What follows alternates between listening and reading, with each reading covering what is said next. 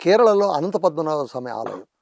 అందులోన 6 గదులు ఉంటే 5 గదులు ఆల్రెడీ తెరిచేశారు. ఆరో గదిని మాత్రం తెరవలేకపోయారు. అది నాగబంధం ఉండడం వల్ల తెరవడానికి వీలు లేదు అనే మాట వినిపిస్తోంది.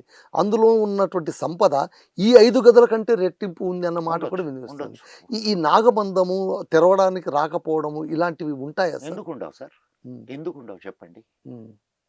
ఒక ఒక సిస్టమ్ ప్రివేల్ అయింది సార్. హ్మ్. ఆ సిస్టమ్ నీకు తెలియదంతే.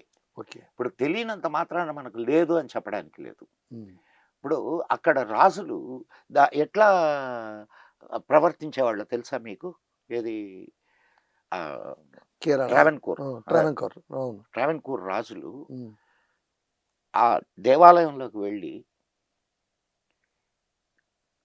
బయటకు వచ్చేటప్పుడు కాళ్ళు కడుక్కొని బయటకు వచ్చేవాళ్ళు. ఓహ్!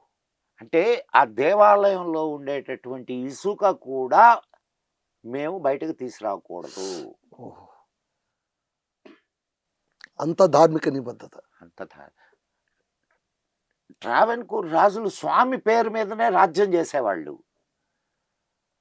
హ్మ్.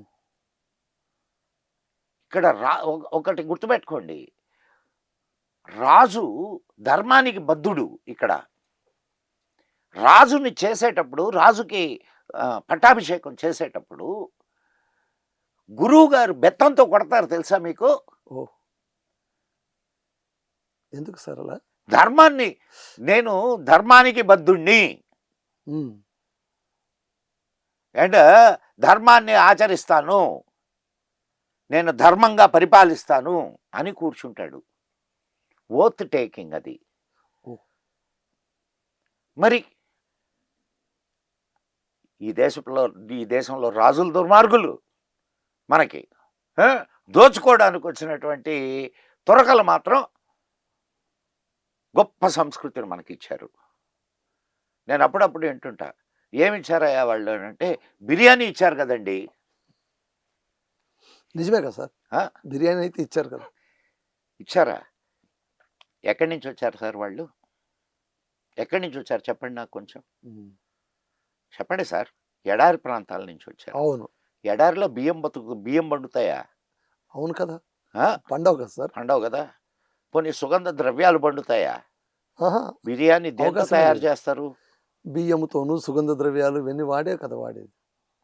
అంటే ఇండియాలోనే అది చేసింది. పేరు వాళ్ళు కొట్టేశారు. ఇప్పుడు నేను చెప్పింది కరెక్టా కాదా? ఇప్పుడు నాకు అనిపిస్తోంది సార్ మీరు చెప్తూ ఉంటే. అదేదో ఎక్కడి నుంచో మనం ఇంపోర్ట్ చేసుకున్నట్టు మన ఫీలింగు. సార్ వాళ్ళకి తినడానికి తిండి లేక ఇక్కడికి దోపిడీకి వచ్చారు సార్. ఈ దేశాన్ని దోచుకోవడానికి వచ్చారు. తినడానికి తిండి. ఈ రోజు కూడా నువ్వు బియ్యం ఆపేస్తే నీళ్ళకి చస్తారు. ఇప్పుడు బంగ్లాదేశ్ పరిస్థితి ఏంది, పాకిస్తాన్ పరిస్థితి ఏంది? మొన్న ఒక సమయంలో ఇక్కడి నుంచి ఉత్పత్తుల్ని పంపించడం ఆపేశారు మా గవర్నమెంట్. మళ్ళా కాళ్ళబేరానికి వచ్చి బాబు బాబు బాబు. సార్ ఇప్పుడు నాకు అర్థం కానిది ఒకటి, ముస్లింలు మన ఆలయాలపైన దాడులు చేసింది అది మన ధార్మిక విధ్వంసానిక, ఆదాయాన్ని దోచుకోవడానికి, సంపదను దోచుకోవడానికి? రెండు సార్. వాళ్ళకి రెండు. బుత్పరస్తి అంటారు, అంటే విగ్రహారాధన. అవును. విగ్రహారాధన వాళ్ళకి ఇది కాదు, కూడదు. ఆ పేరుతో దోచుకోవాలా. ఇక్కడ ఆలయాల్లో విపరీతమైనటువంటి ధనం ఉండేది. అవును. నేను ఇందాక చెప్పాను కదా సోమనాథ ఆలయం. అవును. సోమనాథ ఆలయాన్ని దోచుకొని 300 ఒంటెల మీద 300 ఒంటెల మీద సంపదను తీసుకుపోయారు.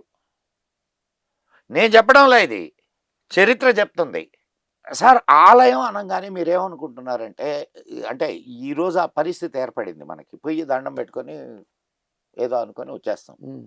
ఆలయం అది కాదు సార్.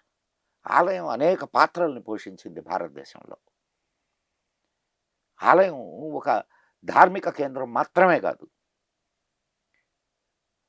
కుటుంబం అంతా కలిసి వెళ్ళేవాళ్ళు. సో ఫ్యామిలీ బైండింగ్ ఉండేది. ఉత్సవాలప్పుడు వాటప్పుడు మొత్తం గ్రామం అంతా కలిసేది. సో సోషల్ బైండింగ్ ఉండేది. అవునా కదా? అవును. ఆ! ఏదైనా ఉత్సవం జరుగుతుందనుకోండి, ఆ చుట్టుపక్కల జరిగేటటువంటి ఉత్పత్తులన్నీ తీసుకొనొచ్చి అక్కడ అమ్మేవాళ్ళు. అమ్మేవాళ్ళు. సో, ఒక ఆర్థిక పరమైనటువంటి సెంటర్ ఆ! వ్యాపారం జరిగేదక్కడ. జరిగేది. హ్మ్. అండ్ ఆహ్, ఆహ్, దాని ద్వారా విద్య, వైద్యం, కల్చర్ ఎన్ని ప్రోగ్రామ్స్ జరిగాయి. మా చిన్నప్పుడు జరిగాయి సార్. అవును. హరికథలు, బుర్రకథలు, అవును. భరతనాట్యాలు, సంగీత సప్తాహాలు చేసేవాళ్ళు. సంగీత కార్యక్రమాలు కాబట్టి ఆలయాలంటే కేవలం మొక్కడానికే కాదు. కాదు. అది ఒక సామాజిక స్థావరం. సామాజిక స్థావరం సార్. సార్ అదో ఆలయాలు భారతదేశంలో ఒక సోషల్ ఇంటిగ్రిటీనే కాదు, నేషనల్ ఇంటిగ్రిటీని కూడా సాధించినాయి. సార్ ఇప్పుడు ఆలయాలు, మన పురాతన ఆలయాలు కూడా పెద్ద పెద్ద ట్రెజర్స్‌గా మారిపోయాయి అప్పట్లోన, పూర్వకాలంలో. ఆ సంపదలు సార్ అవన్నీ ఇప్పుడు చూస్తూ నేను ఉంటే ఒక చిన్న విషయం మధు గారు, మీరున్నారు. మీరు బ్రహ్మాండంగా ఇప్పుడున్నంత భయం లేదప్పుడు. అవును. భయం లేదు మీకు. హ్మ్. మీ దగ్గర బోలెడు డబ్బుంది. బోలెడు డబ్బుంది. డబ్బు అనేది అసలు మీకు ఒక ఇది కాదు. ఏం చేస్తారు? ఇప్పుడు ఒకసారి బాగా డబ్బున్నోళ్ళు ఎక్కడ పడితే అక్కడ తిరుపతి దాచిపెడతారు. తిరుపతికెళ్తే ఏం చేస్తున్నారు? హుండీలో వేస్తారు. తిరుపతి స్వామికి వజ్రాల కిరీటం చేయించారు. హ్మ్. ఎట్లొచ్చినాయి? ఇవన్నీ నీ సంపదే కదా! అవును.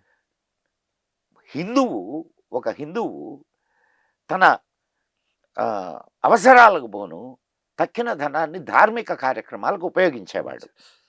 ఓకే. లేకపోతే ఇన్ని గుళ్ళు, ఇన్ని గోపురాలు, దాంట్లో అంతంత సంపద ఎక్కడి నుంచి వస్తది?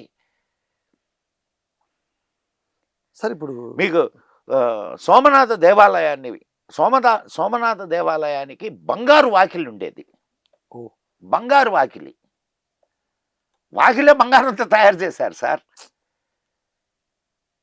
దానికి ఆఫ్ఘనిస్తాన్‌కి తీసుకువెళ్ళడానికి, ఆ వాకిలిని తీసుకువెళ్ళడానికి 4 ఏనుగుల దీన్ని ఏర్పాటు చేసుకున్నాడు వాడు. అంత పక్కాగా దోచుకెళ్ళిపోయారు. ఒక్కసారి ఎళ్ళిరండి మీరు సోమనాథ్ దేవాలయానికెళ్ళి, సోమనాథ్ దేవాలయంలో అక్కడ దొరికినటువంటి అంటే ఆలయ శిల్పాలు అవన్నీ హ్మ్. ఉన్నాయి. హ్మ్. పడగొట్టి భయంకరంగా ధ్వంసం చేసిన శిల్పాలు. కళ్ళ నీళ్లు పడతాయి సార్. కళ్ళ నీళ్లు పడతాయి. నిజంగా ఆనాటి ఆర్కిటెక్చర్‌ని ఉపయోగించి ఈనాడు ఒక్క ఆలయం కూడా కట్టలేకుండా ఉన్నారు. రాతి ఆలయాలు.